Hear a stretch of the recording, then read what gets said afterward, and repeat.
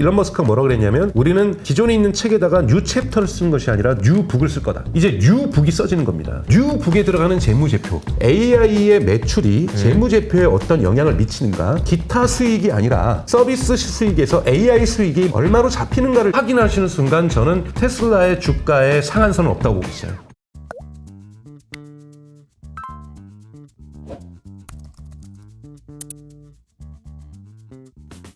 이제 제가 마지막 질문은 이제 테슬라 주가에 대해서 이제 전망을 좀 부탁드리려고 하는데, 그 질문하기 전에 개인적으로 한 가지 여쭤보고 싶은 질문이 하나 생겼어요. 박사님께서 이제 전공을 디지털 경제를 하셨다고 하셨기 때문에, 디지털 경제를 전공하셨으면 더 많이 잘 아시겠지만, 경제라는 것이 이제 그동안에 있었던 경제가 디지털로 바뀌면서 너무너무 많은 것들이 바뀌었다. 여전히 이걸 못 따라가시는 분들도 있거든요. 근데 제가 오늘 들으면서 이제 느꼈던 거는 다른 경제를 뭘 하나 만들어야 될 것 같은데요? AI 경제? 그러니까 이제 로보택시도 그렇고, 아니, 휴머노이드도 그렇고요. 그러니까 우리가 생산의 3요소 했을 때 뭐 노동, 자본, 토지 뭐 이런 거 얘기하지만 사실 지금 뭐 너무 바뀐 거 아닌가요? 노동이라는 것이 휴머노이드 때문에 완전히 바뀔 것 같고요. 그리고 자본도 또 완전히 바뀔 것 같고요. 토지는 또 어떻습니까? 이게 지금 토지가 필요한 게 아니고 지금 어디 그 사이버 공간이 필요한 거니까 너무너무 바뀔 것 같아요. 근데 이거를 다시 써야 하는 경제학을 또 쓰셔야 될 것 같다는 생각이 드는데, 그렇죠. 어떠세요? 네, 제가 이제 우선 경제력을, 한 국가의 경제력은 생산성 곱하기 생산 인력이잖아요. 네네. 생산성을 계속해서 기술 혁신을 통해서 끌어올리고 있습니다만 그 속도가 생각만큼 올라가진 않는데요. 휴머노이드는 생산성도 높이는 거지만 생산 인구 숫자를 높여버리는 거거든요. 그러면 경제력이 결과적으로 되게 높아질 수밖에 없는 새로운 경제 구조가 인류에게 전 출현한다고 봐요. 그러니까 그때부터는 로봇 몇 개 들고 있느냐가 경쟁력인 거네요. 그렇죠. 그러니까 로봇만 올리면은 정책 활동도 많이 줄어들 것이, 미국 같은 경우에는 이런 공장을 다 중국으로 빼면서 실업률이 발생한 거잖아요. 맞아요. 일론 머스크가 얘기하는 것이 공장 뺄 필요 없다. 우리가 미국에서 공장 들려도 인건비가 비싸지 않기 때문에 미국에 필요한 건 미국이 다 생산할 수 있다. 심지어는 모든 나라에서도 자급자족 다 할 수 있는 시대로 갈 수도 있다. 인건비가 낮아질 거기 때문에. 왜? 휴머노이드로 바꿀 것이기 때문에. 휴머노이드 비용만이 최대한의 인건비의 상승치라는 거고요. 네. 세계가 균일할 거라는 거죠. 그럼 데이비드 리카르도가 얘기했던 비교 우위론 자체가 성립이 되지 않는 거죠. 이런 사회가 궁극적인, 저는 뭐 일론 머스크가 그리고 있는 사회일 거라고 저는 생각이 들고요. 이것으로 그러면은 무역이 필요가 없다는 뭐 얘기죠. 그런 정도까지도 갈 수 있지만 자연 조건에 의해서 우리는 예를 들자면 파프리카가 잘 안 나고 바나나가 안 날 수는 있잖아요. 그렇기 때문에 최소한의 무역이 존재할 거고, 무역이라는 것이 완전히 사라지진 않겠지만 이렇게 급단적으로 비교 우위라는 것이 줄어드는 것만큼은 무역은 줄어들 수 있는 거니까요. 그런 부분에서 세계 경제 기본적인 룰 작동이, 그러니까 이 규칙이 바뀔 거라고 저는 궁극적으로는 바뀔 거라고 저는 생각이 듭니다. 그리고 이제 첫 번째, 이제 제가 가장 중요하게 지금 여러분들이 보셔야 되는 것은, 호로비치가 얘기하면서 software is eating the world라는 글을 썼었죠, 한번. 그래서 소프트웨어가 세상을 먹어치우고 있다. 이게 실리콘밸리의 크레도죠. 실리콘밸리는 소프트웨어가 세상을 먹고, 소프트웨어 기업인 알파벳이 세상을 지배하고, 소프트웨어 기업인 메타가 세상을 지배하고, 소프트웨어 기업인 마이크로소프트가 다 지배할 거라고 생각을 해왔던 거죠. 근데 실제로 AI도 소프트웨어이기 때문에 소프트웨어가 진짜 세상을 먹는다고 얘기를 했는데, 소프트웨어가 지금 하드웨어와 결합하면서 새로운 국면으로 저는 진입하고 있다고 저는 생각이 듭니다. 그러니까 즉 지금까지는 소프트웨어만으로 돈을 벌었던 기업들이 지금 마켓 밸류에이션 차원에서 이게 대표적으로 구글이라든지 마이크로소프트라든지 뭐 메타라든지, 물론 거기에 하드웨어인 데이터 센터는 있었죠.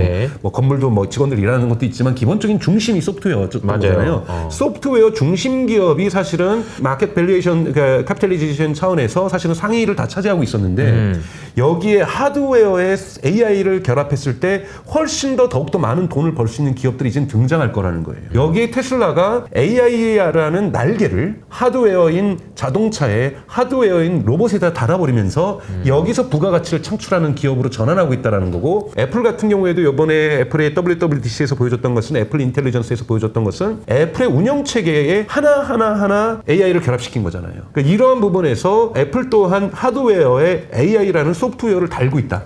즉 AI 서비스가 지금 있는 챗GPT나 클로드처럼 외부에 있는 그 무언가 인터넷에 연결해서 물어봐야 될 대상이 아니라 나의 스마트폰 속에 내재하면서 시리에게 배민에서 시킨 음식이 언제쯤 도착할까를 물어볼 수 있고, 쿠팡에서 시킨 물건이 언제쯤 오늘 집에 배달되는지 이런 메시지를 물어볼 수가 있고, 그리고 카카오톡에서 누구한테 돈을 보내라고 이야기를 할 수 있고 명령할 수 있고, 이런 에이전트 모델이 가능하다는 건 하드웨어인 스마트폰이 AI의 날개를 달면서 앱을 통해서 한번 진일보했던 것처럼 AI를 날개를 달면서 훨씬 더 진일보해지는 것처럼, 그래서 이런 하드웨어가 AI와 결합되면서 훨씬 더 부가가치 가치를 더욱더 많이 낼 수 있는 시대로 저는 다양한 기업들이 이 시장에 뛰어들 거라고 보는 거고요. 이런 부분에서 시장 가치의 판도들도 변할 거고, 물론 또 하드웨어는 아니지만 바이오 테크놀로지, 우리 신약 개발에서도 AI가 가속화를 시킬 수 있을 거고요. 그래서 인류가 좀 더 이 장수할 수 있는, 사실 인류가 이렇게 장수한 지 100년도 안 됐거든요. 조선시대 말기에 태어났으면 우리는 인간의 기대 수명이 27이었어요. 27입니다, 여러분. 고종시대에 태어났으면요. 27살에 여러분 다입니다. 평균적으로 통계적으로 볼 때는. 근데 지금 이렇게 80대까지 가고 있는 것도 얼마 안 된 것처럼 저는 100세 시대 이상을 넘어서는 어떤 시대로 인류가 갈 것이고, 여기에 있는 기본적인 경제가 작동하는 원리, 산업이 작동하는 원리가 다 바뀔 거라고 보고 있습니다. 책을 바로 옆에서 제가 써드릴까요? 바로 이 말씀하신 그들 다 책일 것 같다는 생각이 드는데요. 그러면 이제 마지막으로 드릴 질문은 이겁니다. 테슬라 주가에 대해서 아까 중간중간에 말씀해 주셨어요. 정말 많이 오를 것 같다라는 이야기는 해주셨고, 좀 천천히 올랐으면 좋겠다, 더 사고 싶어서 이런 얘기도 해주셨는데, 네. 아마 이 영상을 보시는 많은 분들이 테슬라 주주분도 계시겠지만 아직 살까 말까 고민하고 계신 분들도 좀 있을 것 같고요. 네. 그러면 테슬라 주가에 대해서 이제 기본적으로 생각하고 계신 그런 흐름이나 이런 게 있다면 어떨까요? 단기 주가를 예측하는 거, 예를 들면 다음 주에 주가를 예측하는 건 저는 신도 못 한다고 생각이 들어요. 네, 그거는 안 하셔도 됩니다. 네. 뭐 차트를 자 보신 분들은 또 하실 수도 있겠지만 저는 그 능력은 전혀 없고요. 저는 이제 140달러까지 뭐 다시 내려가면 그때 다시 그러면 테슬라 오른다니까 사야 되겠지, 이런 생각은 여러분 하지 마셨으면 좋겠어요. 이거는 일론 머스크가 비행기 사고로 죽거나 뭐 그랬을 경우나 발생할 수 있는 극단적인 케이스고요. 심지어는 트럼프가 당선이 돼도 주가가 140달러로 다시 내려가는 일은 저는 당분간 없을 거라고 좀 보고 있습니다. 그래서 저점을 너무 기대하지 마시고요. 문제는 고점이 얼마나 갈 것인지, 저는 제 책에다는 15개월하고 20개월 이후의 주가 흐름을 제가 적었고, 단기적으로 어떤 모멘텀들을 가질 것인지, 8월 8일이 어떤 의미가 있는지, 또 가장 중요한 건 2024년에 신차가 나오잖아요. 네. 신차 모델을 2024년에 발표를 할 겁니다.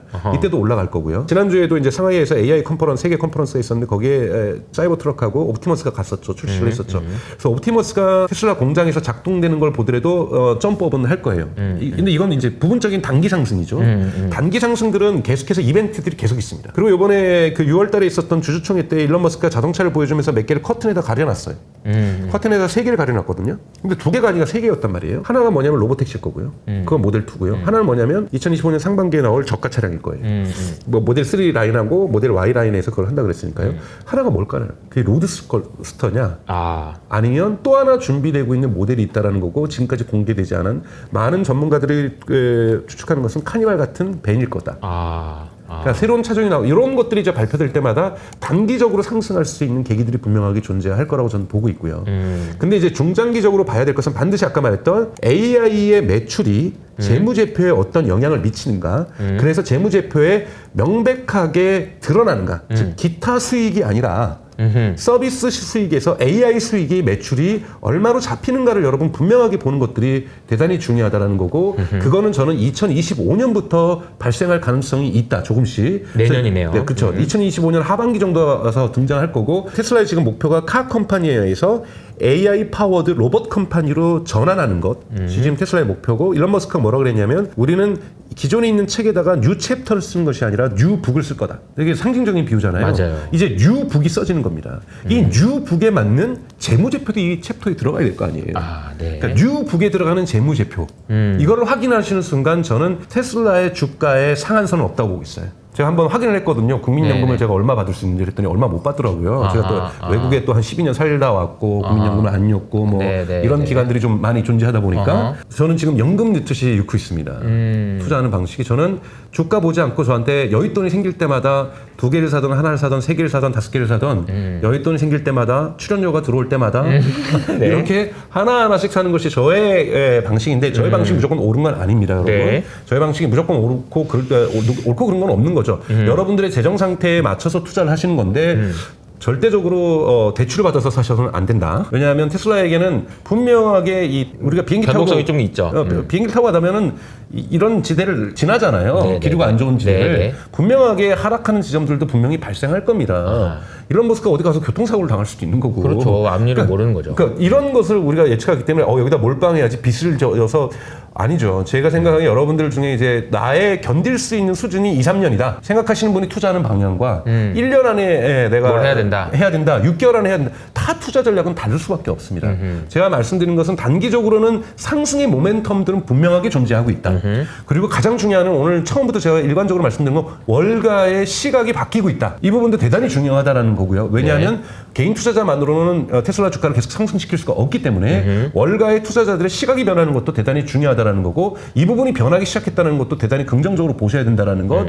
다양한 모멘텀들이 존재하고 있다라는 것. 하지만 중국에서 서프라이징 하면서 정말 놀라운 로봇들과 놀라운 자율주행이 쏟아질 가능성도 분명히 존재할 수 있는 거고 이런 부분들이 있는 거고 또 하나는 여러분들 우리가 예측하지 못했던 거시경제로서는 이자율이 계속 높아지고 낮아지고 이런 문제들이 테슬라에게도 영향을 미쳤던 것처럼 사실 미국과 중국 사이에 전쟁이 발생할 수도 있는 거고요. 모르죠. 그러니까 이런 거기 때문에 이러한 다양한 부분들이 있기 때문에 장기적으로 견딜 수 있는 것을 여러분들 그러니까 여유 자본이 계시다라면 저는 반드시 테슬라의 2026년, 2027년 테슬라 일론 머스크도 얘기했던 건 2029년과 2030년이잖아요. 29년과 30년 사이에 일론 머스크가 뭐라고 얘기냐면 이번에 주주총회 때 테슬라의 주가는 10배 이상 뛸 거라고 얘기를 한 거죠. 근데 테슬라의 주가가 10배 이상 뛴 적을 여러분 경험하셨잖아요. 언제요? 모델 3가 대중화될 때 테슬라가 바닥치다가 진짜 1000% 올랐던 거. 그때 캐시플로우가 나올 때. 네. 나올 때 1000%가 뛰었던 것처럼 저는 AI 매출이 본격화되기 시작하면 1000% 뛰는 거는 가능하다고 보고 있어요.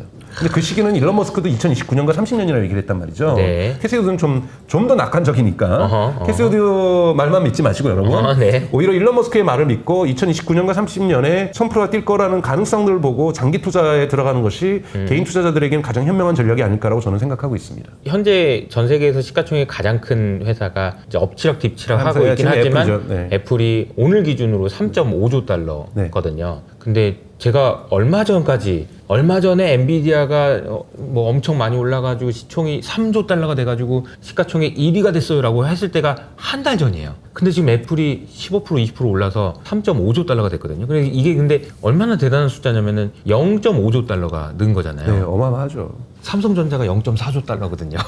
지금 한 달 만에 지금 애플이 이만큼 올랐어요. 근데 어쨌든 지금 1등의 위치가 3.5조 달러입니다. 네네. 근데 테슬라가 1등이 될 수 있을까요? 시가총액 1등이 될 수 있을까요? 당연히 좀 가능하다고 보고 있습니다.